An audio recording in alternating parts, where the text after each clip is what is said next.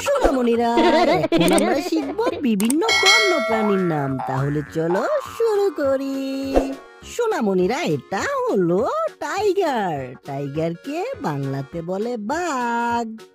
বাঘ রাতে নিঃশব্দে শিকার করতে সবচেয়ে দক্ষ। সোনামণিরা, এটা হলো লায়ন। লায়নকে বাংলাতে বলে সিংহ।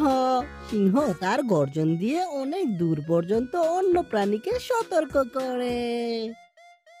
এটা হলো এলিফ্যান্ট। এলিফ্যান্টকে বাংলাতে বলে হাতি। হাতি তার লম্বা সুর ব্যবহার করে খাবার তুলে ও পানি পান করে। সোনামণিরা, এটা হলো রাইনোসরাস। রাইনোসরাসকে বাংলাতে বলে গন্ডার। গন্ডারের শক্তিশালী শিং তাকে বিপদ থেকে রক্ষা করে। সোনামণিরা, এটা হলো মানকি। মানকিকে বাংলাতে বলে বানর। বানর দলে দলে থাকে এবং গাছে দ্রুত দোল খায়। সোনামণিরা, এটা হলো ক্যাঙ্গারু। ক্যাঙ্গারুকে বাংলাতে বলে ক্যাঙ্গারু। ক্যাঙ্গারু লাফিয়ে লাফিয়ে চলার জন্য শক্তিশালী পা ব্যবহার করে। বাচ্চারা, এটা হলো জিরাফ। জিরাফকে বাংলাতে বলে জিরাফ। জিরাফ তার লম্বা গলা দিয়ে উঁচু গাছের পাতা খায়।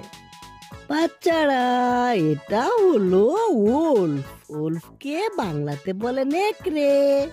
নেকড়ে দলবদ্ধভাবে চিৎকার করে যোগাযোগ বজায় রাখে। সোনামণিরা, এটা হলো কোয়ালা। কোয়ালাকে বাংলাতে বলে কোয়ালা। কোয়ালা দিনের বেশিরভাগ সময় গাছে ঘুমিয়ে কাটায়।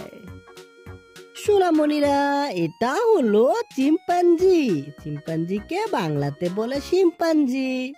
শিম্পাঞ্জি মানুষের মতো হাত ব্যবহার করে সহজে জিনিস ধরতে পারে। সোনামণিরা, ভিডিওটি কেমন লাগলো? ভালো লাগলো অবশ্যই লাইক করে দিও আর বন্ধুদের সাথে শেয়ার করতে ভুলো না। দেখা হচ্ছে পরবর্তী ভিডিওতে। Bye bye.